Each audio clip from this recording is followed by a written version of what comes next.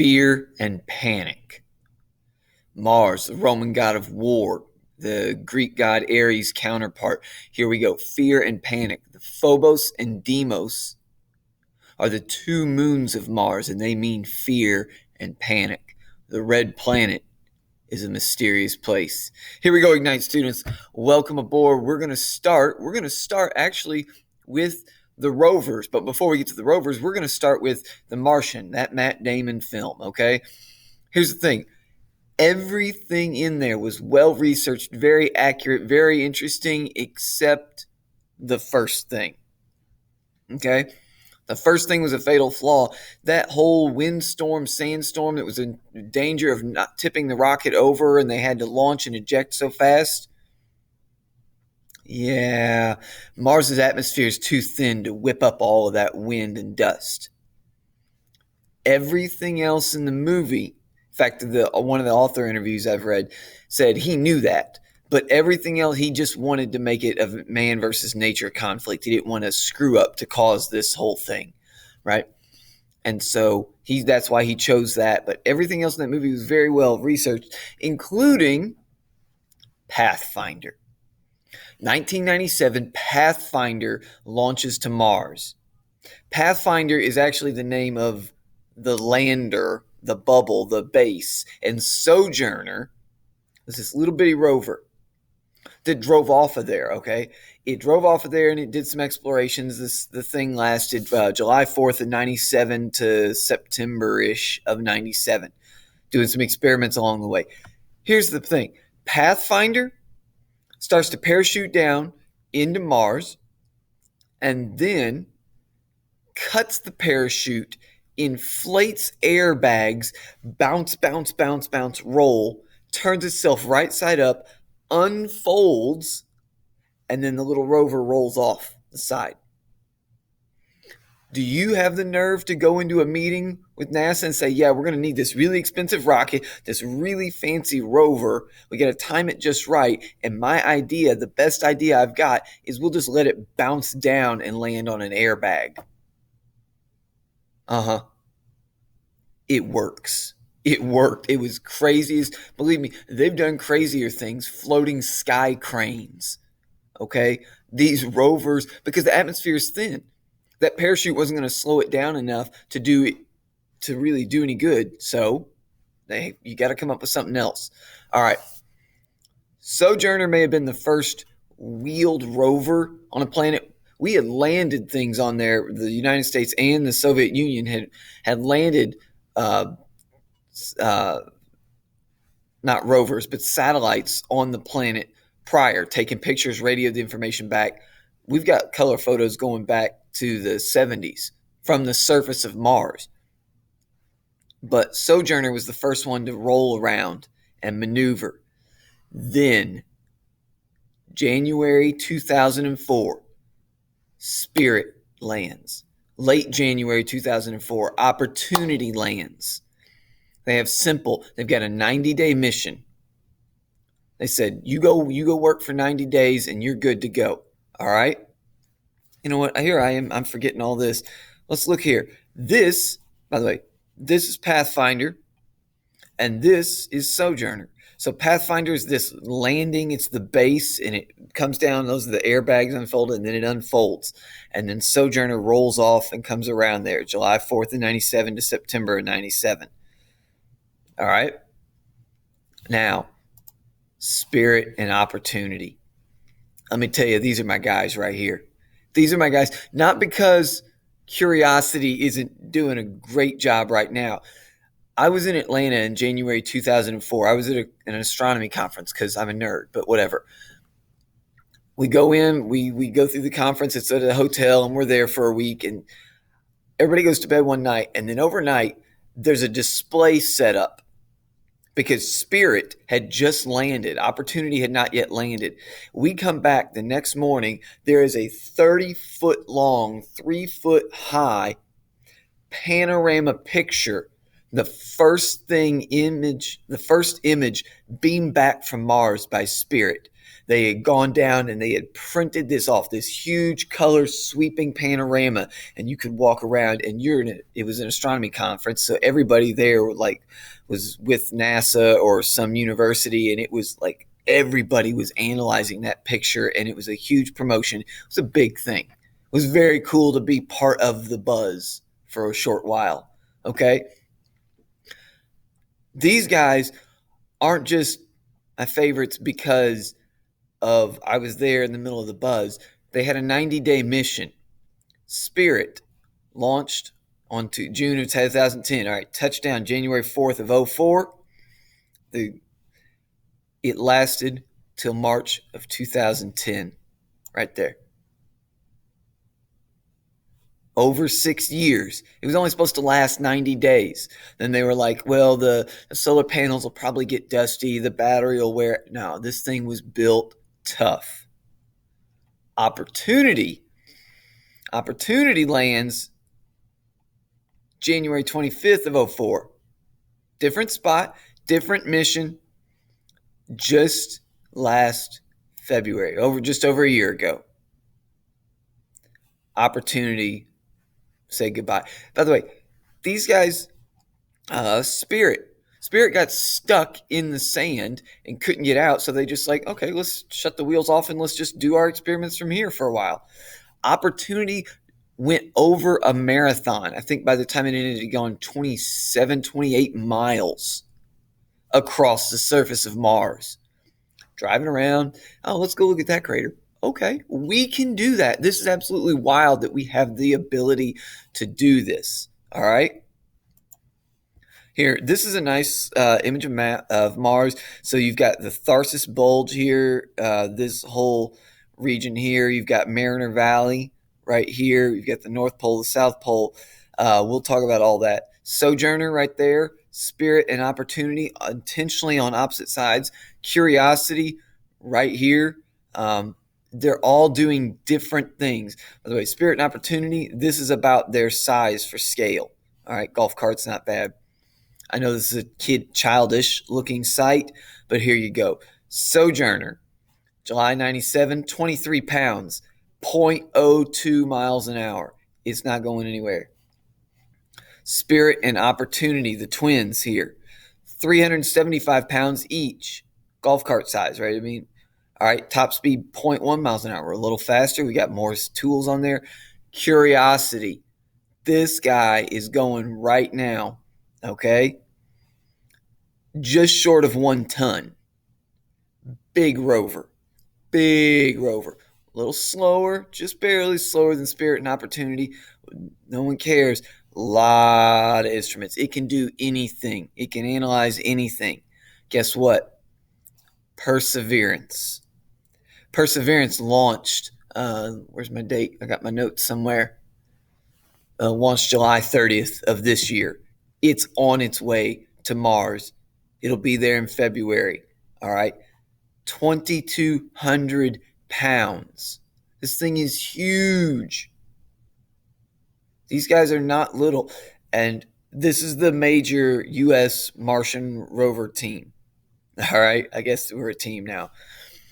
We've done a lot of exploration of Mars. It's really cool. I could talk about this for a while, but we got to get into Mars itself, the planet, and not just the things that we've put on the planet, because we need to know about the planet. Here we go. So some of the very simple things. Venus is called our sister planet because it's a little closer in size to Earth. We thought it was more like that. It's cloudy, but Mars has some interesting properties that might actually make it easier to use. All right, here's the thing. First of all, Mars is only like 10 or 11% of the mass of Earth. Okay, it's half the radius of Earth all the way around. Its density is like 70% the density of the rocks of Earth. Gravity is just less than 40% of that on Earth. So if you watch The Martian, you're like, that's a huge heavy thing. How's he lift it? Because gravity is really only 40% of what it is on Earth. Here's the other thing. For those guys those astronauts on The Martian, or the future astronauts actually on Mars, guys and girls, sorry about that.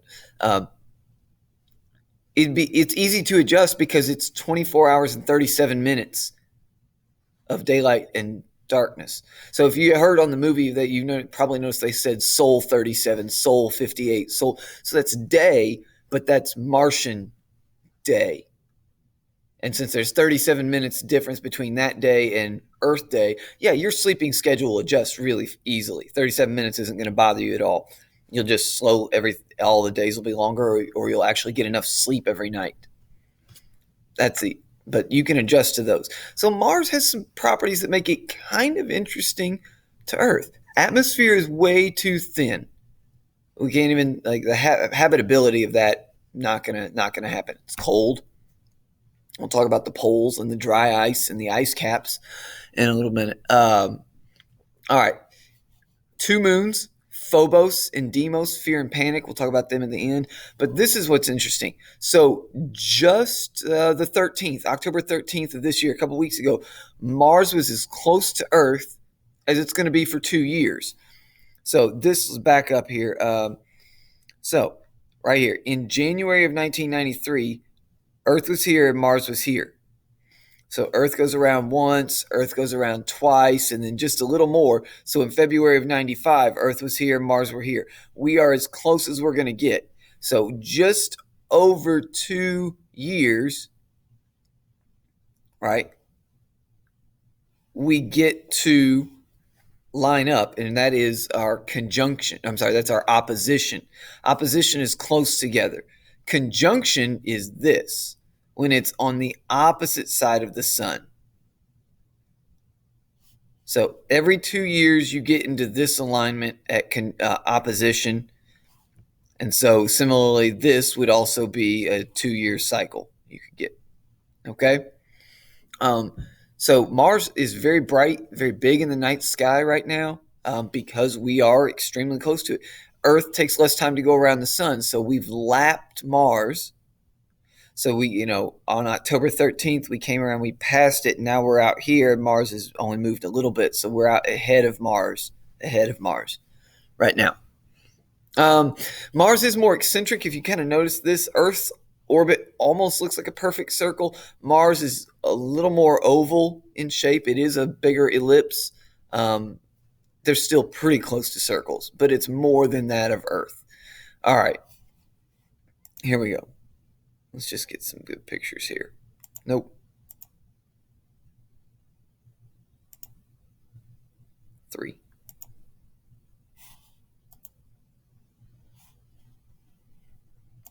Sorry, I was going to go through all of those sub pictures. Here we go. We've got volcanoes on Mars. There's the Tharsis Bulge. There is the Valley Marineris, which is Mariner Valley, except it's said in Latin. This is the Chrysi Plantanea. I don't. No one knows how to pronounce Latin. It literally means plain. It means plains of gold. That's what it means. All right. Here we go. 10-4. We've got some good pictures of Mars. So we've only sent a handful of rovers to Mars, but the Mars Reconnaissance Orbiter took an altimeter, a laser altimeter, and pointed it down and went around the planet a lot of times and made crazy maps. Also, the European Space Agency has sent other things up there. So this whole region is the Tharsis Bulge. This low spot is the Mariner Valley. This is Olympus Mons, and this is the Hellas Basin. So that's a very low spot. All right. Very, very detailed maps of Mars. We've got the front side, the back side. By the way, northern hemisphere is up, southern hemisphere is down. This is what it would stretch out on a map. The Vikings here, Pathfinder, the other Vikings, Spirit, Opportunity. So this region is the Tharsis Bulge. This really isn't a continent because there's no plate tectonics on Mars. Something else really interesting, look at the northern hemisphere versus the southern hemisphere. The southern hemisphere is entirely highlands, and the northern hemisphere is is a lot smoother, a lot less cratered. All right, so the northern hemisphere is lava plains. Mars has volcanoes, dormant, But there were volcanoes, and so as the lava flowed, it flowed north in this case and smoothed all this out. So there were craters, and then the lava comes in and just whoosh. So you see fewer craters on the north, more craters in the southern highlands. That kind of thing is true for the moon also, where we see smoother spots. The lava is filled in, so that rock is younger than the cratered areas around it. Cratered highlands, the Tharsis Bulge. How big is this area? That's the size of North America. Okay, that's a reasonable thing. It is 10 kilometers up. Okay, here's the lowest point on Mars. Mariner Valley. Oh my gosh, Mariner Valley is the width of the United States. It's super deep. All right, it's 7 kilometers deep. It's 120 kilometers across the narrow way. This is Mariner Valley. All right. Basically, there was volcano, there was mantle activity, and the crust came up and split open. It's not a canyon in the sense of a Grand Canyon because there's no water erosion. In fact, erosion is super, super slow on Mars. Okay, there is wind erosion. There's not really any wind erosion on the moon. There is some on Mars, and there's a lot on Earth by comparisons, right? Okay. Mariner Valley. Mars has some huge, crazy volcanoes, all right? The biggest in the solar system. Olympus Mons is the biggest of the biggest. Olympus Mons should be the next couple. There it is. That's Olympus Mons. Doesn't look like that. Guys, it is the size of this. This is only 300 kilometers in here.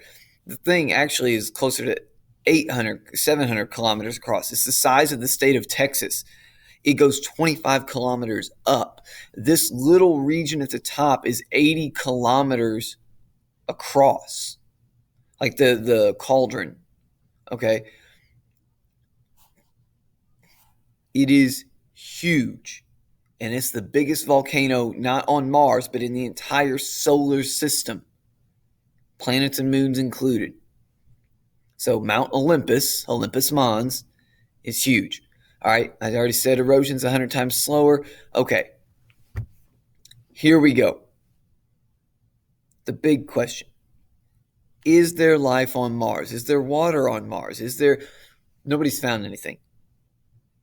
Picture on the left is a runoff channel. That's on Mars. Picture on the right, that's the Red River running from Shreveport, Louisiana.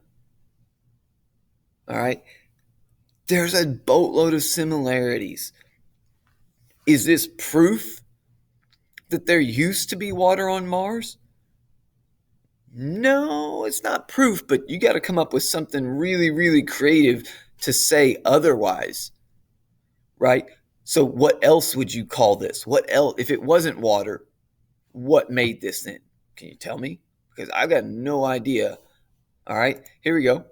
Forget just those river channels. Okay, so that's 10.9A and B, and then we got to get this to load. Here we go. This is an outflow channel. This is flooding, and like a short catastrophic flood. There is a chance, there is evidence looking this on the surface of Mars that there could have even been like a short-lived water cycle, like evaporation, precipitation, and then movement like across the surface. Lakes, rivers, streams, whatever. It's not 100%, but it's really close. There is water on Mars. Very little. Okay? The polar caps are dry ice. They're made of carbon dioxide. So when they're frozen, they're dry ice. And there's seasonal and there's residual. So there's the part that's always there in the summer, and then as it gets colder in the winter, it expands, and then it gets warmer in the summer, and it shrinks a little bit. In that seasonal change, 100% of that's really dry ice. It's carbon dioxide freezing, and then doesn't turn into liquid carbon dioxide. It sublimates, right? And skips the step of liquid and just goes straight to a gas. Well, in the permanent one, the residual, there is dry ice, but there's also water ice on Mars. Not very much. And there are plenty of other planets, actually, not planets. There are plenty of moons in the solar system that have more than Mars, but there is some there on Mars. All right. Let's look here at 15.